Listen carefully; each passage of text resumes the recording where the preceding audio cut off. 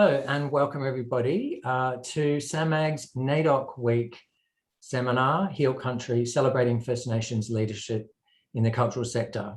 My name's Adrian Bennett and I'm the chair of SAMAG, and on behalf of the committee, it is my absolute pleasure to welcome you all here tonight as we reflect and discuss and celebrate Naidoc Week 2021.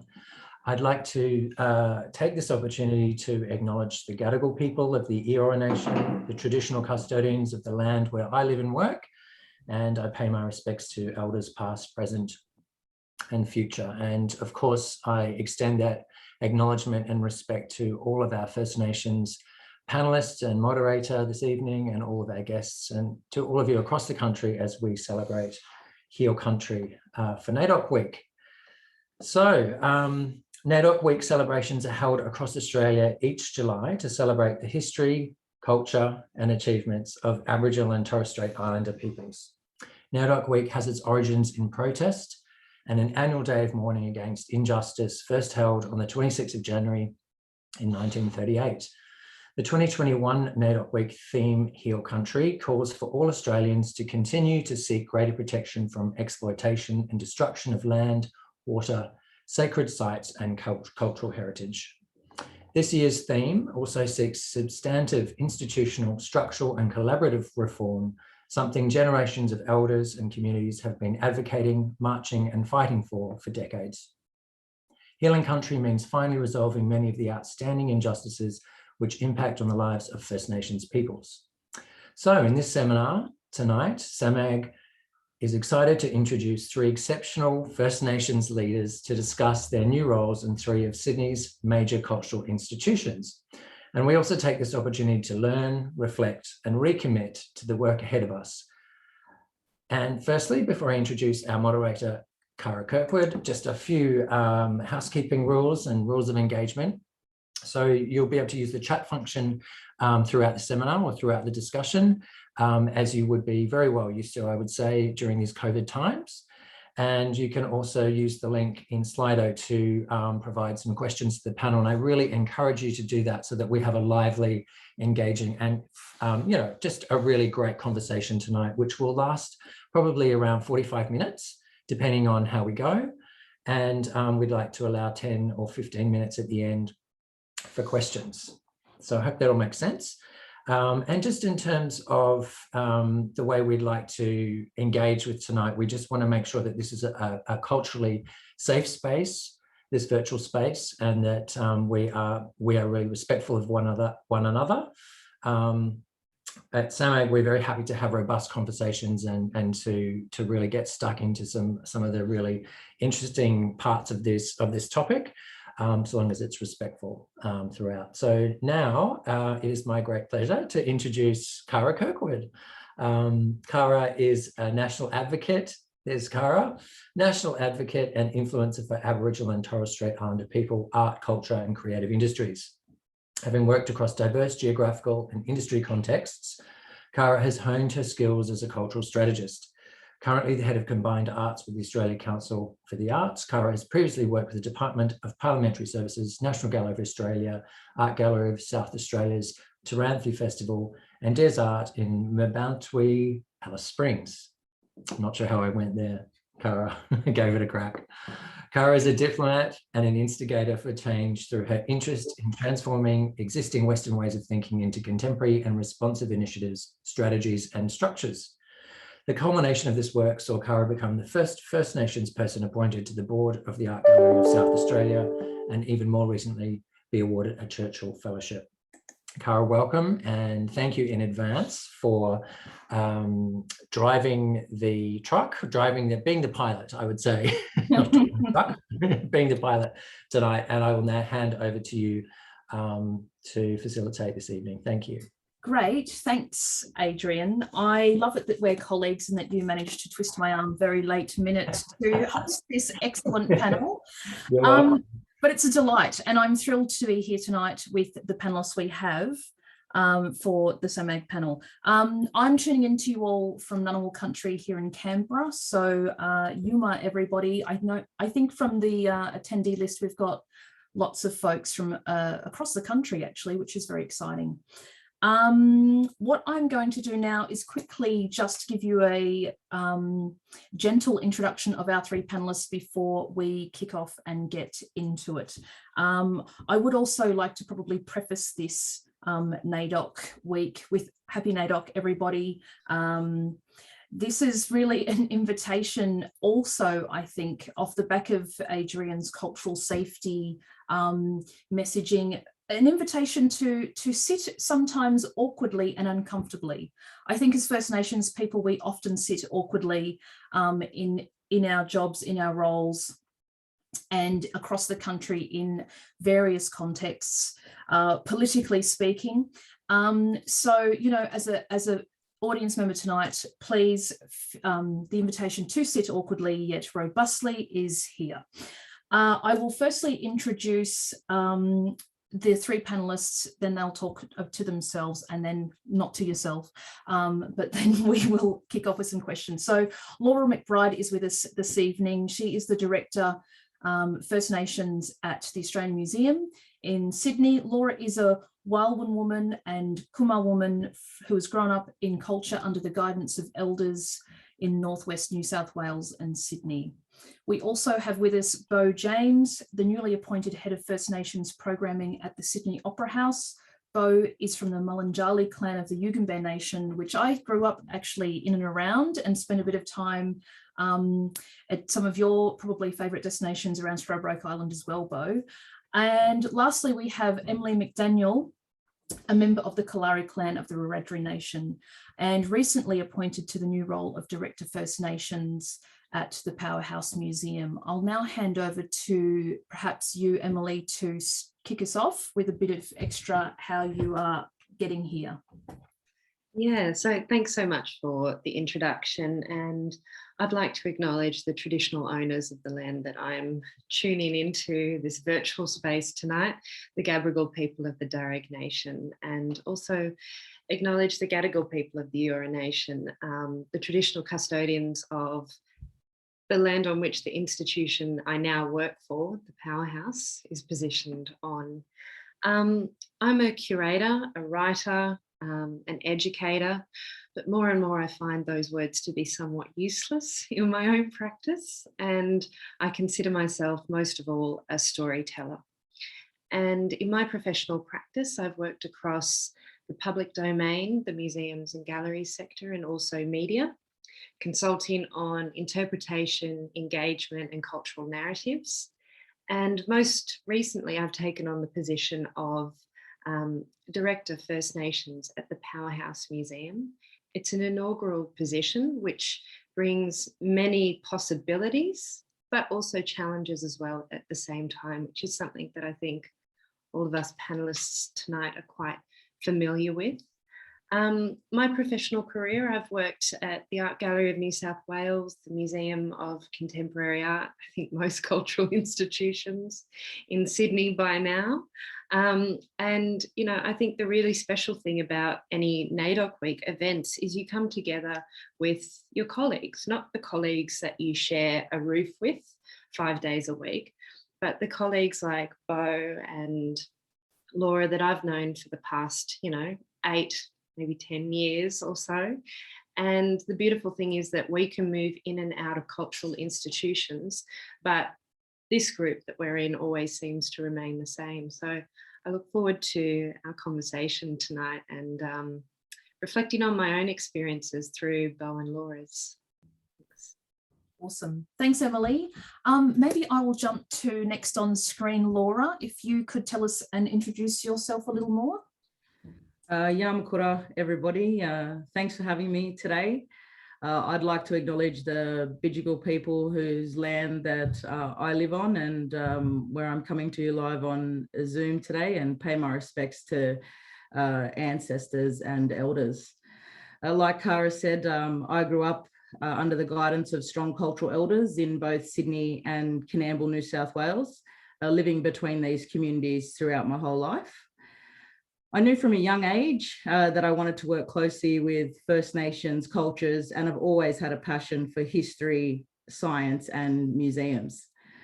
Unlike Emily, I've spent most of my career at one institution. I've worked at the Australian Museum for the past 11 years in the education, programming and exhibitions team, essentially undertaking a long-term apprenticeship, preparing me to move into the First Nations director role, also like Emily's, an inaugural role for the Australian Museum. I wasn't long into my time at the museum when I realised that Aboriginal people had very little agency in how they're represented, how their objects and that their histories are interpreted within the Australian Museum. And my time in the sector illustrated that this is not isolated to the Australian Museum, but very typical to international natural history museums and Australian cultural institutions. Typically, everything represented within the museum was interpretations of us by others, for others. How we as First Nations people are represented is how we're perceived by the public. And considering that Aboriginal people mitigate false and negative stereotypes on a daily basis, it can be seen that it's vital, both when I started in the sector and continuing now, that we need to disrupt and change those systems of representation within our cultural institutions. In my time at the museum, I've had the privilege of learning from many elders and First Nations community members, sector peers and colleagues about how we should be undertaking First Nations cultural business at the Australian Museum. And these best practice models centre themselves on self-determination, allowing Aboriginal, Torres Strait Islander and Pacifica peoples to represent themselves and their cultures.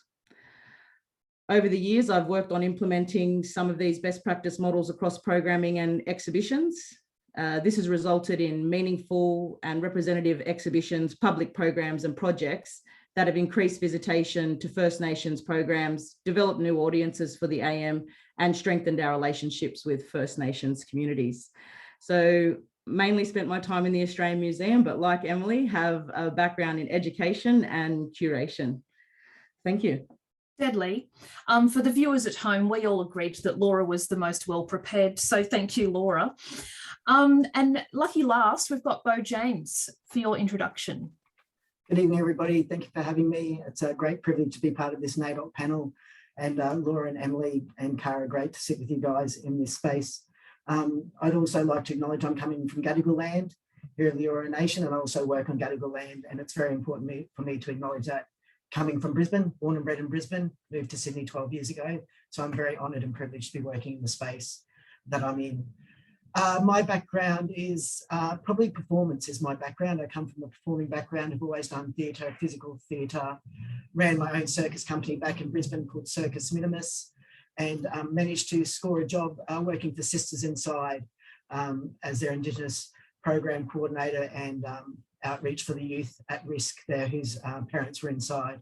A lot of the work I did there was through circus and performance work, engaging the youth at risk, and moved to Sydney shortly after that and managed to score a job at the Arts Law Centre of Australia and ran their Artists in the Black program there, travelling out to communities and speaking to them about copyright, licensing agreements and stuff, which was a real challenge actually working within those communities, and again really set me up for the jobs I'm in, I think, in trying to speak to people about white systems within our cultural framework. So I learned a lot through that job.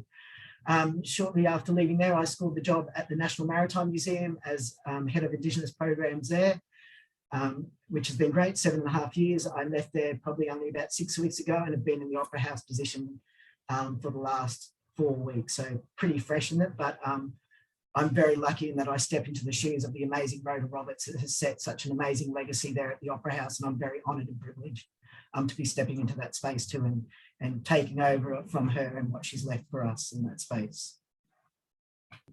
Deadly.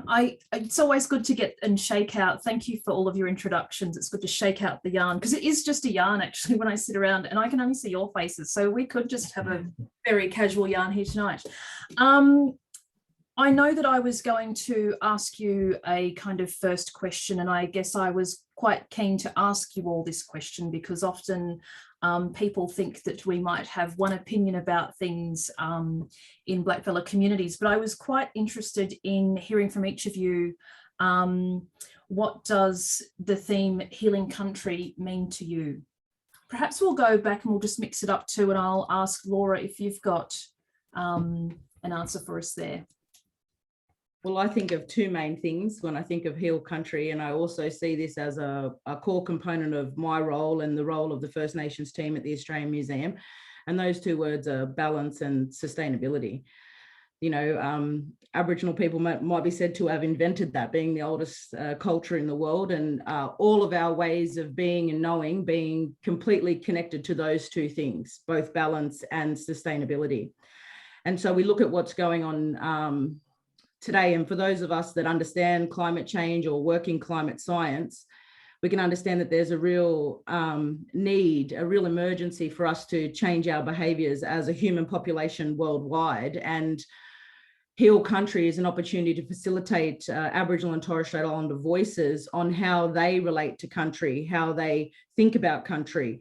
You know, Aboriginal people in Australia, unfortunately, have some of the lowest education rates, but unlike the Western population, understand climate change quite easily, understand what's going wrong and what needs to change. And so when I think of Heal Country, I think of those two things, and I think about how the Australian Museum can facilitate those voices that others need to hear, to think about how they can change the ways that they think, believe and act.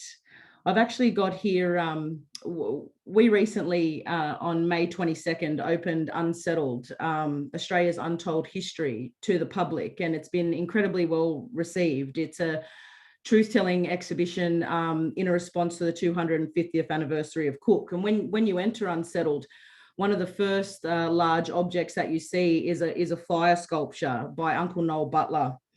And this sculpture is made from a carved piece of spotted gum and came from Uncle Noel's property, which was ravaged in the recent bushfires. And so when Lieutenant Cook sailed the HMB Endeavour up the east coast in 1770, Aboriginal peoples lit carefully managed signal fires on headlands as a warning. And while the ship's crew noted smoke and fires, they lacked the cultural knowledge to see that an emergency response system was in action.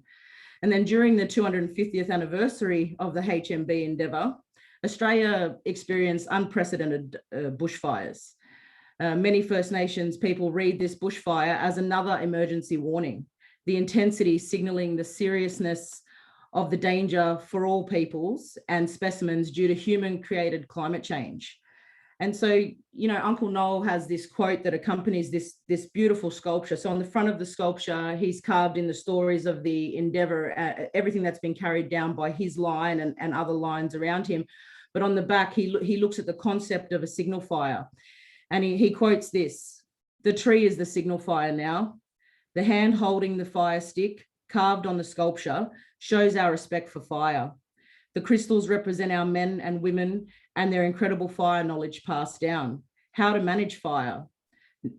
All the burnt wood represents 250 years of the wrong way of managing country. We have to change the way we look after the land, or this is going to happen again. The bushfires were a new signal fire, warning us to change our behaviours."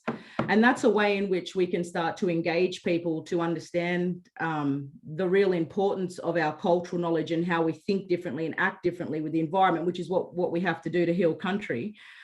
But more so than that, working with Aboriginal and Torres Strait Islander peoples in a genuine way. So you do see people like the RFS, the fire service, come in and take out small components of Indigenous knowledge like cool burning, but they're not taking it in a holistic system, so it's just not working. And that's where we really see our role, is having self-determination for Aboriginal and Torres Strait Islander peoples to tell the whole story and not just those parts that have been used in the past. So that's how I would see Heal Country from my point of view. Yeah, that's awesome. I couldn't agree more, and such a lovely way to paint that in relation to Uncle Noel's words there too. How about Emily? You're there. You're next. About what Healing Country means to you. Yeah, I think the concept of Heal Country as a theme is really interesting, and I'm quite intrigued by the fact that they've added an exclamation mark to this year, and that really caught me. I was like, what's that exclamation mark? And for me, it is one, it's a directive. that we can no longer be passive about this, and that healing requires an activity. It requires participation. It requires everyone to step up to the plate. We need more than just reposting the poster of Naidoc week each year. We need to, as individuals within institutions, to be asking, heal country, what does that mean within my remit, within what I can do? I also think that that exclamation mark too also speaks of an urgency now that we have. We've always had this urgency, and we've been in a state of emergency for the last 200 years or more. But I think we're starting to reflect that. When I think of country, I think it's important for us to acknowledge what we mean when we say country. And we're not simply talking just about ecosystems either. We're talking about an interconnected system. It isn't simply just the ground that we stand on. It is, yes, animals. Yes, it is the plants, but it's also the spirits, the memories, the knowledge of place as well. It's about the objects that were created from country, that speak of country. And as Director First Nations at the Powerhouse Museum, I have and hold, at least for now, the responsibility in caring for those cultural belongings as well, to ensure that they are connected and continue to be connected with their communities, that it's their communities that speak of these objects through the powerhouse, not simply just the powerhouse speaking for these objects. So I think about healing country within a museum context as well, because I have that responsibility within my position.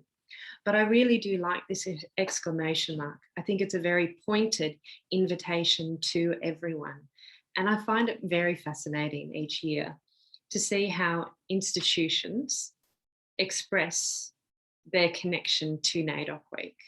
And for me, I think it's really about us starting to think, heal country, yes, but what does that mean for us? How do we demonstrate that in our behaviour and in our responsibility? And I use the word responsibility a lot when I talk about institutions, because that is what we need to be doing in order to heal country.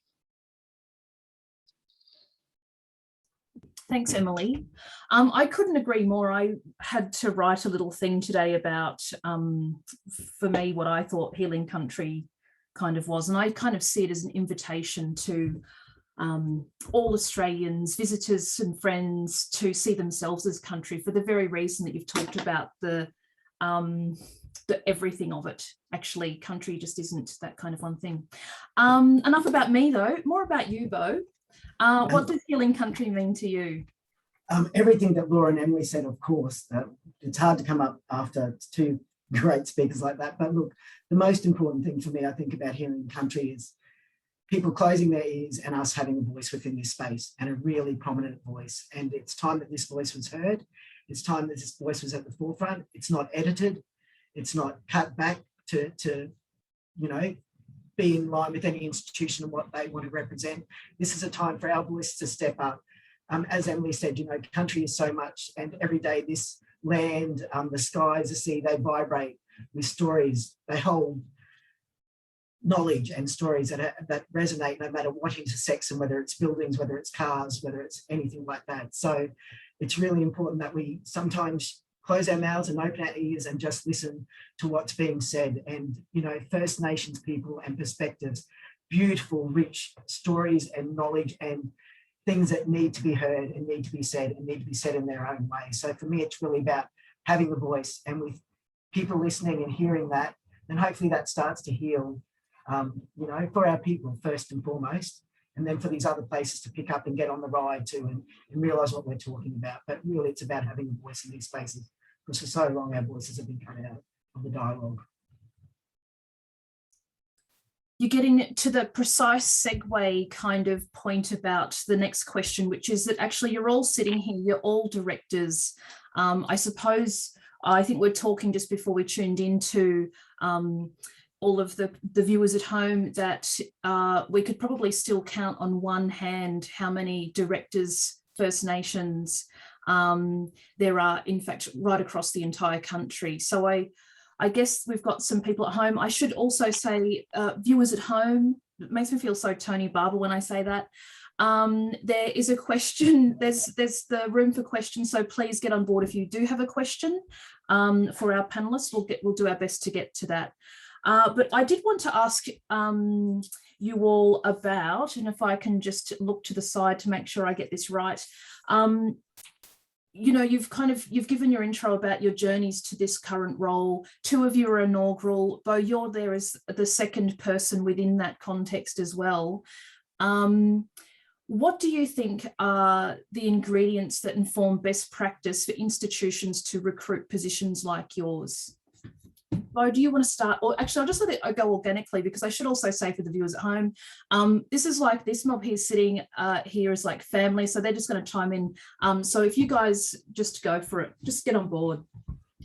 I'm going to jump in first. Go for it. I think for me, as I said, stepping into the shoes of Rhoda, I think as leaders, as stepping into a position that someone has been in, it's about the legacy we leave behind for those next people coming in. You know, that they don't have to push as hard as what we've had to. They don't have to fight the fight as much as we've had to. And I hope that when I left the Maritime Museum, I hope I've set that space up too. So for the next lot that come through there, you know, it's still not going to be easy, but there is some framework and there's some knowledge with the people there, and there's some understanding of what needs to be done in this space. So I think that's really important, the legacy we leave for those after us and coming into these positions, because they're not easy positions. You know, it is easy to burn out. As you said, there's not many of us. And how do we build capacity within this sector too? That's a big thing for me. How do we make sure that there's not only a handful of us anymore? How do we make sure there's a great pool to you know, pick from, and that these people have the opportunity like we do? And I feel very fortunate and lucky that I've ended up in this space, because if someone had told me 20 years ago this is where I've been sitting, I probably would have laughed at them. So, you know, it is a big journey. It's a big responsibility, and some people in these positions in these institutions can clock off at the end of the day. Our culture is 24 hours a day, 24/7, and we never clock off from it. So I think that's another thing to take into consideration and think about too. It's a big responsibility. And I've often questioned myself sometimes sitting in these institutions, what am I doing here? Am I doing any good? Am I doing the right thing? So that's been another big question. But I thought these positions are here, they're open, and they need us sitting in these positions. So how do we build capacity within this sector as well? I remember when I started this position, and I'm about 5 weeks in or so, I think, 5 or 6 weeks in. What I realized was that the people that mentored me, the people that mentored the people that mentored me, didn't even get close to the level of position that I've been given. They didn't even get close to this. And I had this moment of heavy responsibility, I'll be honest, maybe even a bit of guilt, where I thought they worked so hard and didn't even get to this position. And then I reminded myself, well, I'm not in this position for me. I'm not in this position for an individual. I'm in this position for my mentors, for my mentors' mentors, for ancestors, for families, for everyone who has built to get us to this point. And it won't be just us. It can't be just us. So these positions, we're in it for now, but it's not for us. It's not for the individual, it's for the collective. And I think that that's really, really important. And in taking on this position, I made it quite clear that I didn't simply see it as just a professional position. I see it as a cultural position as well, as a demonstration of a cultural practice. And that's continuous. That doesn't change. That doesn't follow a CV or a resume. It's continuous, and it can move in and out of cultural institutions, but it's never defined by them as well. So I think that sense of continuity and connectedness is really, really important. And I know I said the same conversation with you, Laura, is that we're in this position now, but it's not for us. We look outward to community, and we're here for them. Yeah, that's right. I agree with you both. In fact, it's been every single role that I've done. I started at the museum as an Aboriginal education assistant. I came in with a degree and did a degree during that time as well, but I was still paid as much as the people at front of house, and I was, you know, teaching, developing programs, projects, curating the first of our now well-known exhibitions. And that was a real battle. It was a battle to prove to people that I was worthy of having a say around different things within the museum, and about people giving up control. So besides the fact that, yes, we need to set a pathway, and honouring those mentors and those elders and all those people that came before us, and we owe it to them. But really, we need our non-Indigenous colleagues in these institutions to give away a little bit of control and to really trust their First Nation staff and invest in them. And so for many years, you'll hear, you know, I used to hear, well, First Nations programs don't sell well, First Nations exhibitions don't sell well. And so we can't invest in them heavily. You know, we provide what we can. And yet off a small amount of money, when programs or exhibitions are run by First Nations people, they are ultimately successful. Our research is showing that, you know, we're getting higher attendance to our programs and exhibitions. We're creating new audiences for these institutions. And so it's about giving us a chance. But really, it's about letting go of the control. And that's still a massive, I mean, for 11 years, we've been on this pathway. And I've had some great managers and mentors in the space, non-Indigenous managers and mentors within the Australian Museum. Jenny Horder, who's here with us tonight.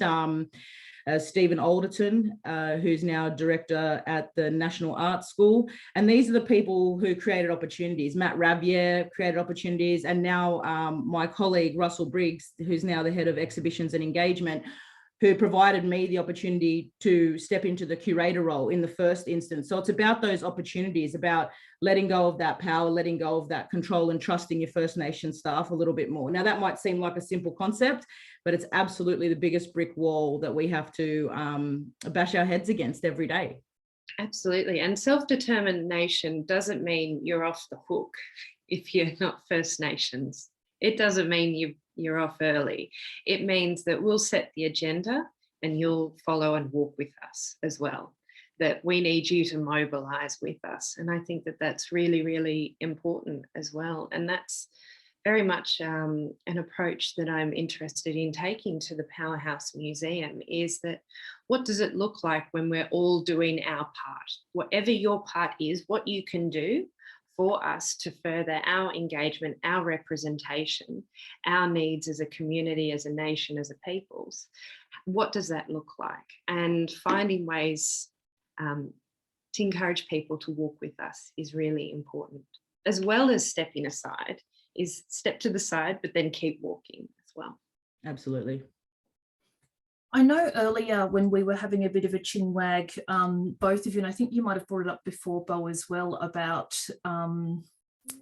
education as an ingredient, and in fact how much in what I would consider an unpaid education role that we often play as First Nations people.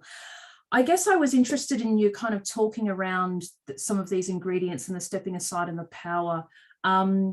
I wanted to drill down a bit into what some of those ingredients could be. I guess, you know, let's say the handful of First Nations directors. I must admit, for my own self, this is the first non-identified role I've had in approximately 12 or 13 years at a kind of in a leadership position. So not dissimilar in terms of what's going on for you guys as well. And I'm thinking about, you know, this education work that goes on a lot. There's two things I wanted to pull out really and tease out. I know that Emily and Laura, you talked earlier about your roles came with some new opportunities to kind of create what the role really needed. And I suppose it touches into that idea about trust that you brought up, Laura. Do you guys want to talk a little bit about what you've been able to sort of do and what that has meant for the capacity of this particular role for both of you? Laura, I think you've been in yours longer than I have. But I'll just, you know, quickly say that for me, this is the most senior position that the Powerhouse has ever had in its 160-year history. And often what we inherit as we step into positions of leadership as First Nations people is often unworkable circumstances that we have to make work. Unworkable frameworks, strategies and policies. But in many ways, what this brings with it is a clear slate. What does it look like for us? What would an institution look like if it looked like us, basically? And I think that that's a really exciting position to be in, to dream up what that might be. And, you know, I think having 160 years history, I think we can take our time in deciding what that looks like as well. You know, as we step into cultural institutions, there's always that sense of urgency in everything that we do. But I remind myself to slow down, to think slowly, because really, as timeless people, we deserve time, particularly in these institutions. And so that's kind of where I'm sitting at the moment. But, you know, Laurie, you've had longer, obviously, than I have in the position with its own challenges too. Yeah, well, the Australian Museum, you know, being not a competition, Emily, but 196 years old and very highly colonial, you know, being a natural history museum as well, the circumstances are slightly different. And so this financial year, the First Nations division, being a small division and a small team at the moment, will be having an establishment year. So even though we sort of have a clean slate for the division, like First Nations people in all organisations, we tend to have more than one full-time role. So the volume of work that First Nations people undertake in their normal roles, it's just, so it's really about, you know, establishing boundaries, I guess, and everybody has a lot of ideas for the First Nations division, and it will be about slowing down those ideas. Some of our best projects over the last 3 to 5 years have come from opportunities that have been given to us. So for instance, a colleague of mine, Nathan Sentence, and I were given a large for about 400 square metre exhibition space to run a program. We're both programming at the time, and an exhibition had unfortunately pulled out. And so we were given the space to program for a month. And we were given a small amount of money to set up that space to be a program space. Well, we took that opportunity because we'd never been able to be self-determining about what exhibitions we should put on or what programs we should run. We took the opportunity to develop GADI. So we used this money to establish a program space to build an exhibition about Aboriginal Sydney, based on some rare objects and all the work we've been doing with local Gadigal elders and Gadigal mob and other mobs that are related to Gadigal people from the clans here in Sydney. And we took that information we'd learnt over a long period of time, and in a short period of time put together a very simple exhibition that was so well received. But that was because we had the opportunity, a blank space, essentially. And so I'd like to see our division work as a blank space, but it does have a lot of work to do, and it does have a lot of expectations. So for me, it will be about balancing those and working with my executive leadership team to let them trust us in that we know what we're going to do, and it's just going to take time to establish ourselves and get the right team together. You know, like I said before, we are a highly uneducated population. And so, you know, we're only about 2.8% of the Australian population. And out of that 2.8%, there is not a lot of people within that we can actually employ just yet. So, you know, we really need, you know, pathways for people to come in. We run a lot of internships, actually. We find that internships really give people some insight into what it's like to work at the museum.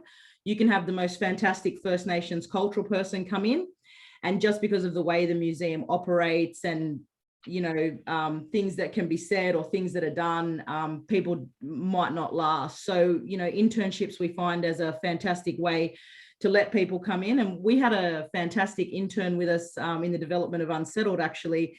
And she had a really great internship and produced really good work, but she just could really see that the museum wasn't the place for her, you know, being around masses of school kids at some, you know, some moments. And so that's what internships can do as well. They can see if you're the right fit for an institution, but they can also, you know, save you 4 years studying a degree to work in a museum if you might not quite like that. So, yeah. think that's a really interesting model, because I mean, that's really the way I journeyed my way into the arts as well, was that it was through, you know, a casual educator position, and allowing that to unfurl and develop, to start to understand how I could be connected to the museums and galleries sector. Because if I'm completely honest, unlike you, I never quite connected with museums and galleries and art when I was younger. I remember thinking, no, it's just not quite fitting for me. And it was only until I was probably 18 years old and was working at the Art Gallery of New South Wales that it finally clicked with me. And I was looking at all of the works on the wall, all of the artworks, and I just went, it's just culture. It's really just culture. And that, for me, it could be realized in dance, it could be realized through science, technology, history, art, whatever it is. We're all just cultural practitioners and storytellers, and we're moving through those different expressions. So a lot of the people that I'm looking to, that I would really love to hold space and create space and bring into the Powerhouse Museum, are from varied backgrounds, really. Is that our First Nations knowledges are intersectional and interdisciplinary. They can't be separated into, you work in visual arts, you have a degree in museology. It has to be this broader way that we're working in order to ensure that we reflect the complexity of our cultural expression as well. I wanted to kind of perhaps ask a question in another way, which all touches around this stuff, and thinking about some futuring, or some, what does it mean moving forward? And I guess I was interested in perhaps if you could all like name an anxiety, but also a really big hope within this. I mean, obviously without, for all the bosses that are watching out there at home tonight, not so much for your bosses, but just, I suppose, to share in a kind of sector type context, what might it be a hope in this role, but not perhaps even for you personally? I mean, you've sort of talked a little bit around it, but and if there is an anxiety, maybe there isn't any anxiety about the future, it's just nailing it, kicking goals. But if perhaps we could start with you, Bo, about in your role, and also because you're only just been there for 4 minutes, so no pressure. Look, I think if I reflect on my Maritime Museum time and I reflect on this time, the main anxiety is getting it right for community. For me, that's my main goal. You know, am I doing it right? Am I doing enough? Am I bringing the people along for the ride enough that the institution's getting it to open up the doorways for us to see ourselves within these spaces? I leave work sometimes thinking about community and what I've left behind or what I've done. My hope is that, I mean, it's great that we're celebrating Naidoc Week and doing stuff like that, but I hope every day is this celebration, that we don't have to have panels specifically highlighting our culture or our stuff. I hope it becomes such an everyday thing. I mean, you see Channel 10 on the news have started putting language just this week against states in Australia. Wouldn't that be good if that was there every day? That is a hope for me, that we don't have to stand on these spaces anymore and take, you know, just Naidoc Week to show ourselves and stuff. But I mean, there's always anxiety, but I'm an anxious person anyway. You know, we love that. This is how I operate. I'm a performer, so there's always anxiety there somewhere about, am I doing the right thing? Am I funny enough? But yeah, no, it's really about making sure that I hope I go home and at the end of the day and that community can look back and go, we see ourselves in that space, we feel comfortable in that space, we can engage with that space, and that's what I really want. And then that it doesn't get a second thought after that, it becomes so norm that that's where it sits constantly. Yeah, I'd absolutely riff off that, Bo, is that I'm gonna go to the more hopeful pathway than the anxious. It can be a bit of a spiral for me, so I think I'll focus on the hopeful. Go in there. My hope is very much what Bo just drew out, is mainstreaming, that actually it's not your reconciliation action plan that just becomes a PDF on your website that you access once a year, or maybe while you're doing an induction, that it's actually core business. It's what we do every day.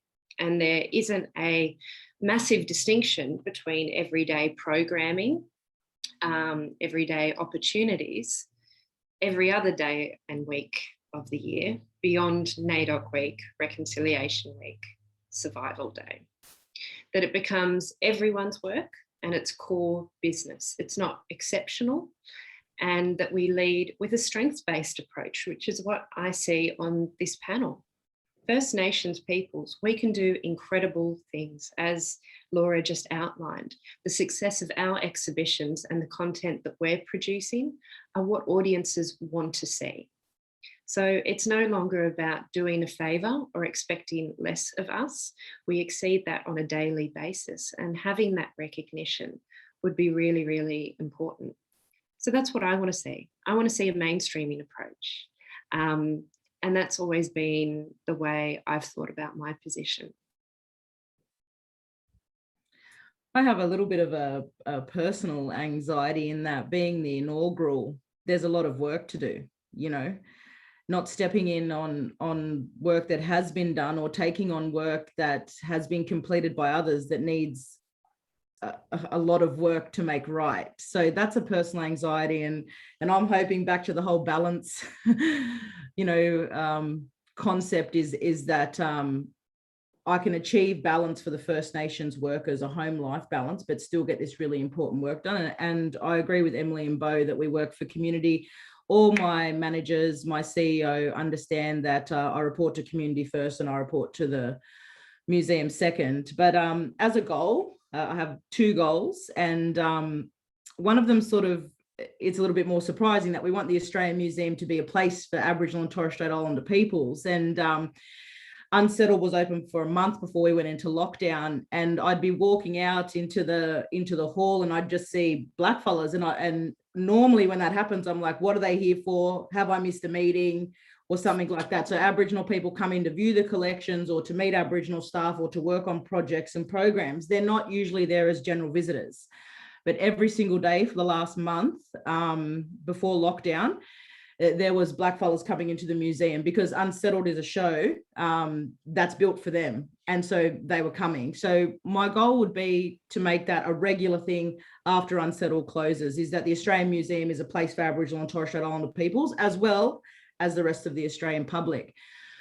But a goal that I've had for a long, long time, and this comes out of conversations that a lot of us have around repatriation of our cultural objects. You know, a lot of our cultural objects that sit in the museum, we have over 18,000 cultural objects. We have up to 1 million archaeological objects. And I also oversee the Pacifica collections and remit, and we have over 60,000 objects from Pacific Islands. And what I'd like to see is, there's a lot of talk about repatriation, and it's just not legally possible with the current laws in Australia. And I don't think that we should be necessarily investing a lot of our time in fighting those laws or trying to get things home. I mean, we can long-term loan things to communities, and that works out great if people have the facilities to be able to care for objects.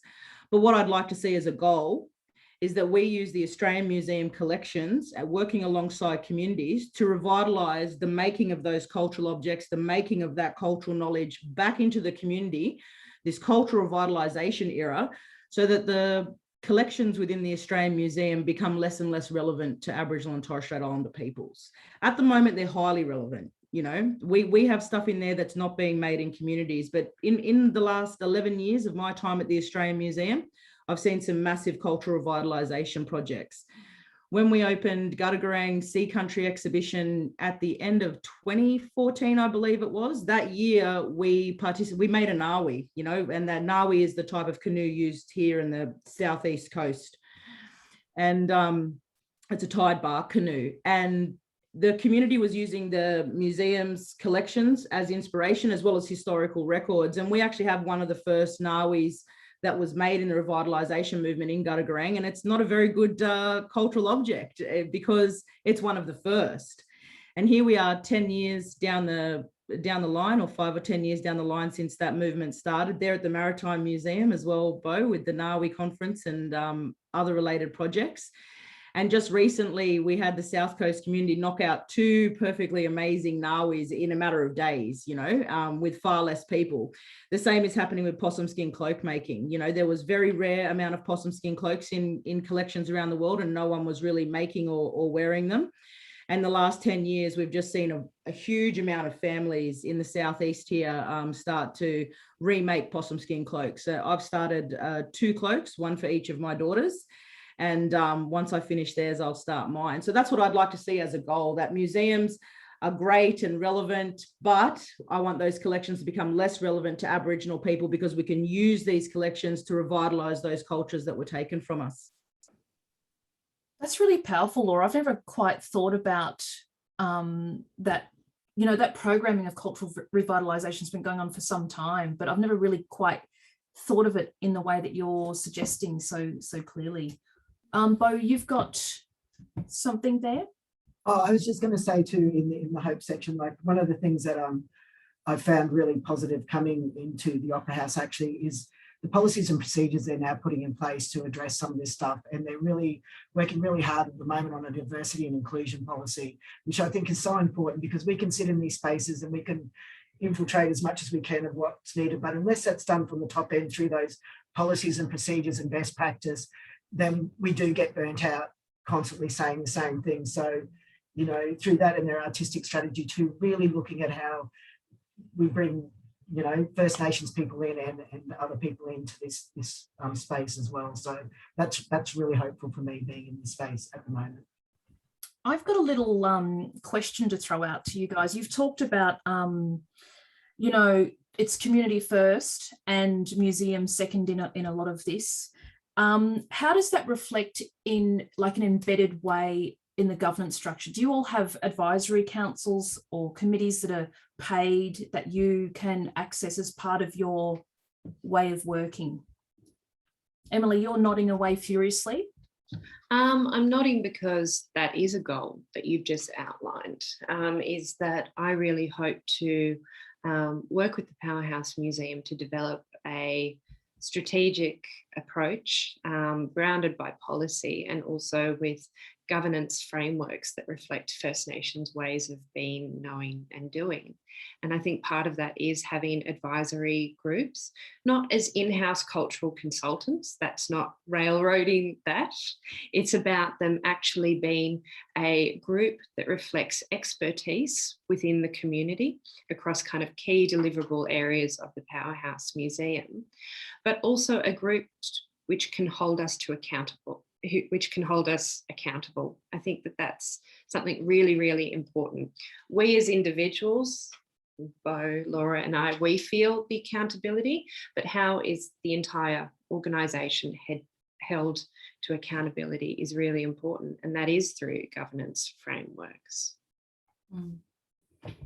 It's a little bit like having a rap, like no one, well, I haven't seen so far, who oversees RAPs and who makes sure that companies are delivering on them, or do you get a stamp if you finish your RAP? On organisations make up the RAPs themselves. And one of the first RAPs that we did actually just incorporated a lot of the work that the First Nations staff were already doing, you know. So I do think accountability is really big. We have not, in my time, had a First Nations advisory group, and it's also a goal of ours to set one up this year. I'm having some interesting thoughts around it though, because we have such a diverse collection, and it should only be those people who own those cultural objects or from those areas that speak for those. And so I'm thinking of having a collections advisory or a system by which we just ensure that we're consulting completely with that community on any project. So for instance, we're undertaking a digitisation project, which you're working on too, I know at the moment, Emily, and you know, that's a lot of objects to photograph, but during that process, unlike what's happening in science, in our science division, is that we'll be going out to community and digitally repatriating everything that we have to them, and then they can interpret information from those cultural objects that we can bring back into the museum. So, you know, there's a lot going on. Sorry, I just lost my train of thought there. No, but I think, you know, it's very interesting that all three of us are kind of coming back to the same point, which is we're a little bit tired of reconciliation action plans. We want to see strategy. We want to see it embedded in policy. We want to see it embedded throughout every single aspect of every museum or cultural institution that we're working with. It's now core business. It's not optional. You can't choose to opt out. It's something that we'll all be held accountable to. Yeah, I'd go one step further. I think I've been banging on for the last ever many panels I've been on about embedding it, not just in policy, but I want to see it in budgets. Yeah. You know, it's like we should be working our way out of reconciliation action plans. We should just be having this in the budget, a lovely side ditty of statement of intent, and just get on with the work. RAPs can be incredibly exhaustive in its process as well, hey? Look, I'm mindful we've got 18 minutes or 15 minutes to go till time. There was a question here from the lovely Jeff Kahn, which was Laura's example of an institution giving a blank space for self-determined programs is powerful. Does the panel have any other best practice examples of this? I have another. I mean, Gaddy, it was a coincidence, you know, it was an opportunity that we took. You know, we were given $45,000. It's a 400 metre space. It was a large space, and it was a month-long program. So that included all the resources we need to do that. That's incredibly cheap to build an exhibition, and we won the state and national award for that. But also then when we stepped into, it was off the success of Gaddy that I was offered to curate the Cook Show, which was being called the Cook Show at the time, for the 250th anniversary of Cook. And I agreed to take on that position, which was a promotion only on the basis that they would allow me to do consultation, which the museum did. You know, the museums, the Australian Museum and the executive leadership team have really been taking some great strides in letting go of that control and letting us do our work. And so for that, we undertook consultation over a period of about 4 to 6 months. And we asked Aboriginal and Torres Strait Islander people 7 questions. And that's what led to Unsettled. You know, so it wasn't a blank space, but the way in which the First Nations team worked with that content is we went out and we said, what do you think of James Cook? If we're to do an exhibition responding to the anniversary, what would you like to see? And what would you not like to see? You know, so what themes and topics do you want us to address, and what do you not want to see? And that's how we got Unsettled. So it sort of, in a way, became a blank space, even though it was called the Cook Show, by allowing us to do that consultation. It really, you know, and I think it's the most groundbreaking show that's, you know, ever been on at a major cultural institution, and the volume of feedback that we're getting, positive feedback too, and nowhere near as much negative feedback as we thought. So which also shows that the time is right to, you know, undertake these sorts of things. But anything can be a blank space, you know, like just allow Aboriginal, clear all your content off your website that's been written by non-Indigenous people in the past, and just give that blank space and do it online. Or just say, you know, just like you said with the budgets, here's a budget, go for it, you know, and show us what you can do. And that's what we did. When they told us Aboriginal programs don't sell, we used a small amount of money and we sold them out for 2 years, you know, and then that's when they created the creative producer role to be able to do programs. So, you know, we have to be given opportunity to show that we can do the work. And us as First Nations people, it's our responsibility and obligation to be able to deliver. And once you do that, then institutions will work alongside. But we do have to sort of prove ourselves at the same time, give the opportunity and prove ourselves. Mm. For me, at the Maritime Museum, it was about giving a dual perspective to things. We had our own Indigenous gallery space, or First Nations gallery space, which you find, but across the rest of the museum, we weren't represented anyway. And we were across all those stories. We were there when those stories were happening. We were part of those stories. So for me, the museum opening up that space to allow me to have that dual perspective next to those European points of view was a very significant thing to happen to. And it wasn't taking away from anyone else's story. It was just adding to the story of a voice that hadn't been there before. So that was also a very good thing for the museum to do. Mm. In many ways, I think of my current position as a bit of a blank space, at least organisationally. As I mentioned, you know, we're quite used to being put into systems and structures that really don't work for us or suit us. or allow us to do our best work. But part of this position is actually building frameworks that allow us to extend our self-representation and our engagement within community, to demonstrate self-determination as well, not just in the exhibitions that we do, but the way we do our exhibitions and the way we do our core business. So being given that opportunity is a blank space. It still comes with a great deal of pressure, but it's one that I feel really privileged to hold. I won't hold it forever, and that's also part of it, is depersonalizing the role as well. That I'm in the position of Director First Nations, but I'm not the Director of First Nations. I think of it more as a collective sense.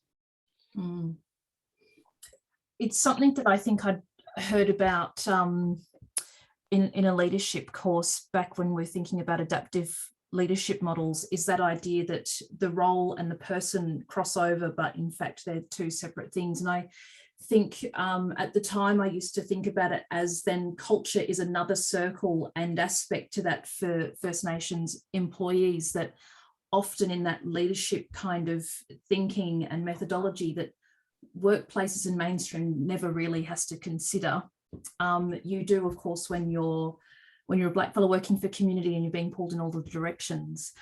I just thought it would be a good time to do a quick shout out to the world if there was any burning questions before we say goodnight and, you know, get up and walk away with all of our Ugg boots on and so forth. I love the modern day online meetings when your fancy shoes aren't as fancy as they used to be in the office. Is there any questions that you as panelists would like to ask other panelists? Burning questions. I think we know each other too well. So. It's like I think I've asked them all. I don't have anything burning. Yeah. Can I just give a quick shout out to Lucy Shorex, who also declares that she's totally wearing her Ugg boots as well. Well played, Lucy. Are you in Canberra too? It's very cold here. So I think we are getting quite close to time. I did have one final question, actually, and it was a recommendation from each of the panelists to the viewers at home about what they might be able to do through the rest of the week. Do you have a Naidoc recommendation for the punters at home? Something you like to do through your Naidoc week, or as I like to call it, that 1 week of the year we're really proud to and lucky to be brown. My recommendation for the punters at home was to go and find the song by Spinifex Gum with Emma Donovan doing a cover of Make It Rain, and turn it up and listen to it all week. It's magnificent. But I'll pass it out to you guys.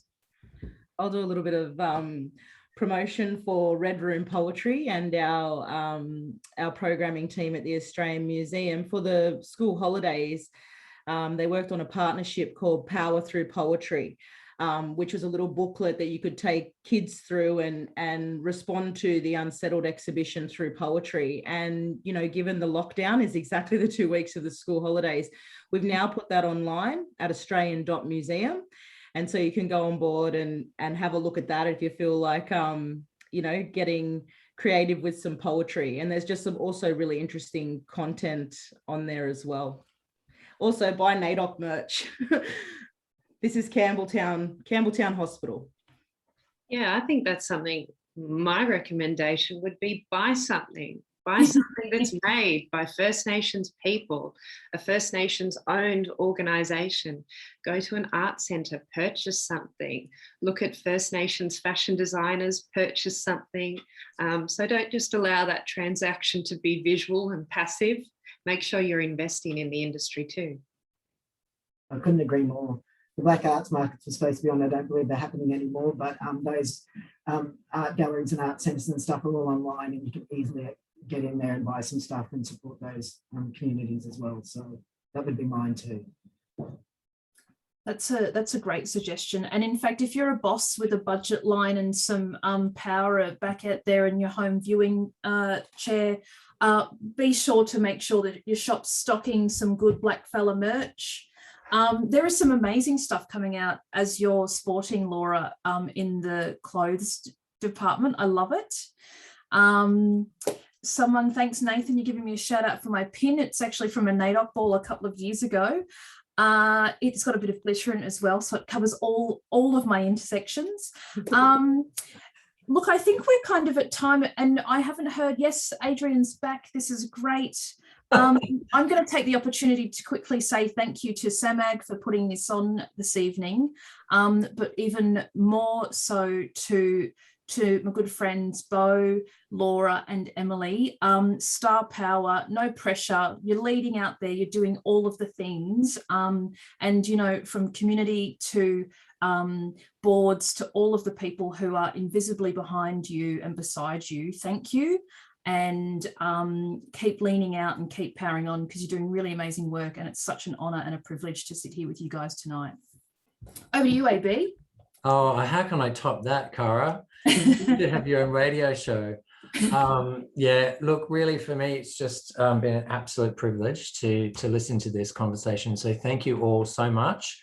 And thank you to all of the people who joined us tonight. I'm sure you all found it fascinating as well. It's a brilliant start for us for Naidoc, so we thank you, and we are indeed very privileged to call you our friends and to work alongside you, and we wish you absolutely the best of the best in everything that you do. And Cara, thank you for just being a fantastic facilitator tonight. It's been great. It's really great. And so the next event, I have to do a little plug for SAMAG. Our next event is on digital literacy. And it's on Monday, August the 2nd, and it's online because it would be weird to have it in person if it's about digital literacy, which I can hardly say. But this and all of our talks are recorded. So if you've got friends or colleagues who couldn't join tonight and really would like to listen in, they can go online and they can download the recording, and they're sitting there, and there's a whole archive. There's some fantastic things there to have a look through. So that's it from us. This is the awkward moment when we all say goodbye, good night, and have a great evening and a great week. Thanks, everyone. Thank you. Bye. Bye. Bye. Take care. See you. There you go. See you, Laura. That was great.